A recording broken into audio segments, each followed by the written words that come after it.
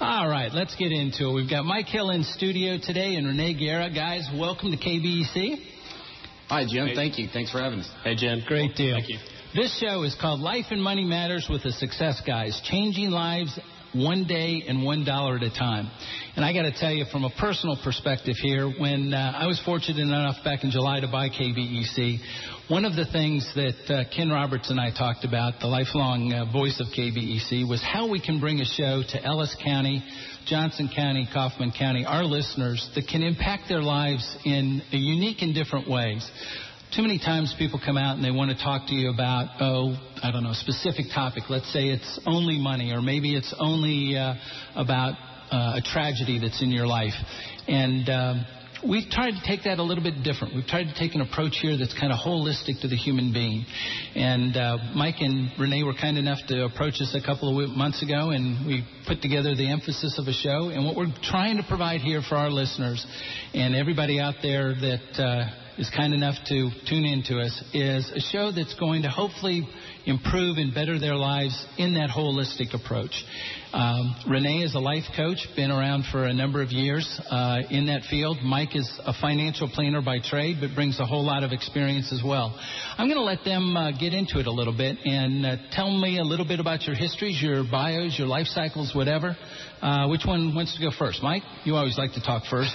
Well, of course. When Jim approached us about this show, and the first thing he says is, Mike, we need a real good bio once you write it down. And I don't know how many of you out there have ever just tried to write down some flattering things about yourself, but it's not as easy as it sounds sometimes. But yes, as Jim mentioned, I've been in the industry for 15 years. My grandfather actually... Industry meaning financial planning. Services industry.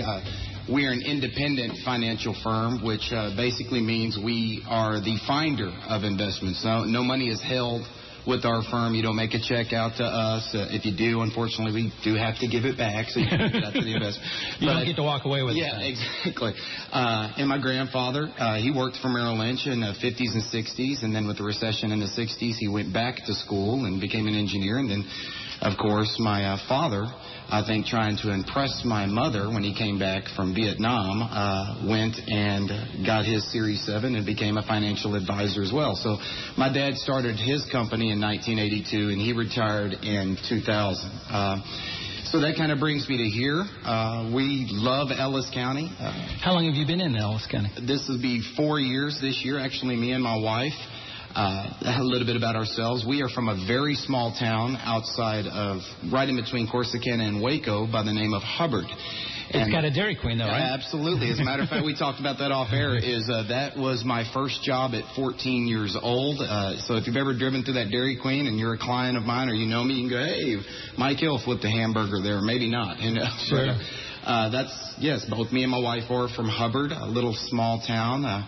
There, born and raised, and when I say born and raised, moved there when I was about 5 years old, because when my mother and father divorced, she was a single mother and had my 3 sisters, and it was, I think that's what's brought me to this point in my life, is the work ethic that we had. I don't know if it was more me wanting to get out of the house because I had 3 sisters at the time, but I was the oldest. That could do it, sure. I was the oldest, and it was, growing up, you had to make sure that we did have enough food on the table. You did have things there. We'd been through the hard times having a single mother growing us up in a small town. And I really appreciate the Ellis County feel. We're close enough to Dallas in case the wife has to go to the Galleria or something, unfortunately. But when I drive into work, I see cows on the side and things like that. So. Sure.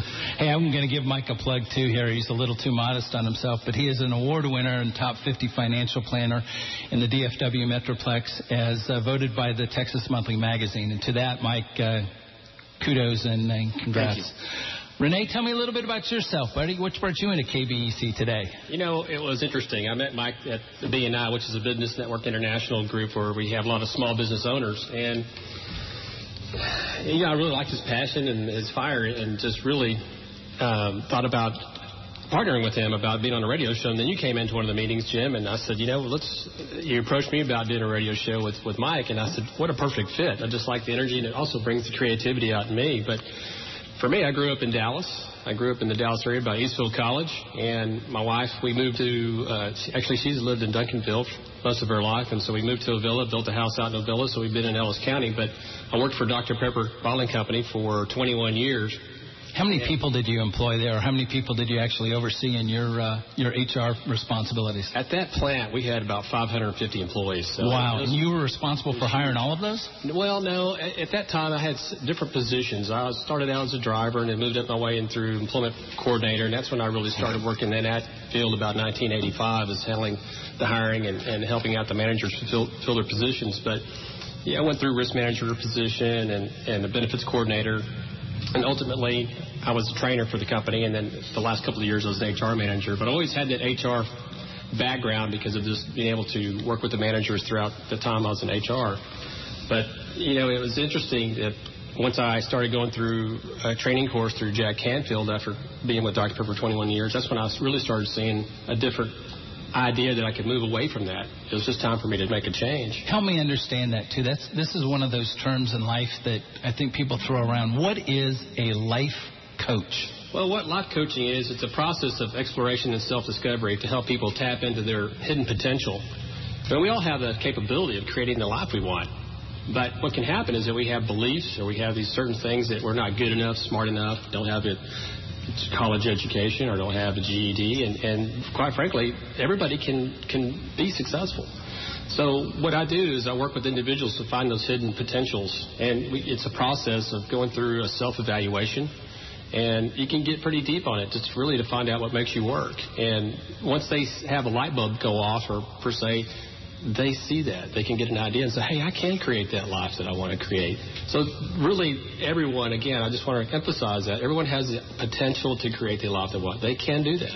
It's basically taking the idea and turning it into actions. Exactly. Kind of the basic point of it. Well, yeah, go through. And we can all benefit from that, obviously, in our day-to-day life. So I think we all sit around too many times and go, well, I'm not making enough money, or my boss is a jerk, or, I'm tired of the day-to-day grind, or whatever. And we get wrapped up in that, and it's, my wife's got a great line for it. She calls it the self-pity mode. We all sit around and go, oh, woe is me, woe is me, woe is me. And she's notorious for taking me aside and saying, okay, woe is you, but, woe is me when I got to hear you say woe is me. So it's what do you do to get out of that? Sure. And I think that's one of the things that we've talked about that we want to explore. We want to talk about kind of demystifying the whole concept of money, too. How many people walk around and kind of live their whole life in this fear of money, or judging their whole life success based off of how much money is either in the bank account or not in the bank account. So from that standpoint, I'm really happy to have both of you guys on board here, and hopefully we can help our listeners out with those issues over the next couple of years or weeks or months, however long we decide to do this show, right? Absolutely. Absolutely. Good deal. I'm sorry, Renee, I kind of cut you off. I got talking. Oh, no. Tell me a little bit about your family in Ellis County and what brought you to this great part of the world. Well, as I mentioned, my wife, Tricia, she lived in Duncanville, and we married and moved to Avila, so we've been in Avila for 16 years. And when I also joined the Rotary Club of Waxahachie, and I'm part of the Toastmasters organization, but really Rotary has helped me to really get an idea of what Ellis County is all about, because I would drive past Waxahachie to go to the facilities that I was over. And as Mike mentioned here about just loving the Ellis County and loving the people out here, I mean, it's just a great community to be involved in, and to kind of see how the community is so tight-knit. And it was just wonderful to be a part of that and being involved in and being able to provide community service. So I don't have any children. Going back to that, I don't have children. I have 2 cats. Avid bike rider, though. I'm an avid cyclist. I do quite a few miles a year. I had about 4,000 miles under my belt last year in 2011. So I'm trying to. How many miles? About 4,000. I get tired watching someone ride a bike 4 miles. I agree wholeheartedly. Hey, listen, one thing I forgot to do, too, is, listeners, here's how you can participate in this thing. This is not intended to be the Jim, Renee, and Mike show for an hour. We want to hear from you if you've got questions as it relates to finance, if you've got questions about your life, if you've got anything out there that you think we can help bring some guidance to. And I know when we talk finances, a lot of people are reluctant to call in because they think, oh, we're going to put your name over the airwaves or whatever. We will do it in whatever way, shape, or format you want. You're welcome to call in at 972-923 1390. Give us your question. Give us your thought process. We will put you on the air if you like. If you don't like, we will simply take that question down, and I'd be more than happy to relay it to Mike and to Renee. Also, during the week, we actually post on the KBEC website, www.kbec.com, through Andy Haygood, our little internet guru back here. He's able to put all this stuff up for us very quickly. We'll put on poll questions that we think are kind of relevant to today's financial world or lifestyle world. And then you can always send us your questions via that format as well. And I'd be more than happy to read those to Mike and Renee and get their input or their sides to it. Mike and Renee, too, both have businesses, and when we get into this a little bit further, I will ask them to do their own self-plugs and give them their contact information, so you might go out and ask them directly. One of the things that I wrote down, or one of the questions, guys, that came into from our listeners earlier this week, and I'm not meaning to throw you off the heel there, because we didn't talk about this in the pre-record, and I should have done that. But there's a lot going on with elections right now. There's a lot going on with finance in terms of the markets taking off and look like it's really done well. And then there's always those people that do the January 1 deal. Hey, I'm going to set my New Year's resolution, and I'm going to try and make X amount of money, or I'm going to try and lose so many pounds of weight or whatever. Where do you start? What's the one thing, if you could tell our listeners, that they need to do between now and starting their life out? Where do they start? Where do they begin the process? Mike? Well, first and foremost, the first thing I would say is I would commend them for at least taking that first step. I mean, we can all make resolutions. It's actually to take action on it is we all find is sometimes the hardest step. We all want to take a diet, but there's times where, man, that cake over there in Luby's line looks a lot better than that salad. So sure. What I would tell people, their first step with me, and I've done it personally, so I know it's an arduous task, but I always give somebody that comes to my office, or if I taught a class at Navarra College like I've done in the past, the first thing I tell people is you have to put together a budget. If we're going to put together a financial plan, we can't start thinking about retirement. We can't start thinking about college savings plans. We can't start thinking about different things that you want this money to be used for until we know where the problem areas are, and we're just like building a house. Sure. You have to have a blueprint. Renee, what's the budget process for a life coach? What's the first starting point for you when somebody comes into your office? Well, I think Mike hit the nail on the head. You have to really have a plan. What is the plan, and what's the goal for the year that you want to, a realistic goal that you want to make, and stick to that plan. And like you said about people making resolutions, New Year resolutions, about the 15th or the 30th day of the January, they're already blown the resolution. It's that commitment. It's really, what's the payoff for keeping it the way it is? That's the question that I ask the client is, if you're short on money and you keep spending money and eating out all the time, and then you're telling yourself at the end of the month, I don't have enough money to pay for the bills, then you really need to look at that, what you're spending your money on during the month. Sure. So the commitment relies in themselves and having the guts to stick with that plan. When you say guts, I mean, that's kind of that hits to beyond the mind. That's part of the heart and the soul of an issue. And I know a lot of people, the reluctancy in change comes from the whole dynamic of putting up these walls. And how do you break down those walls, though? I know in my case, the first time somebody told me I had to set a budget, you know what my reaction was? Hey, I got $28 in the bank account. I got $57 in my savings account, and I'm putting $2 a month into my savings account. I got a budget. I know where my money's going. But the reality was, not a clue. No chance. True story, and if she's listening right now, I'm going to hear this when I get home, so oh well. But true story, did the same thing.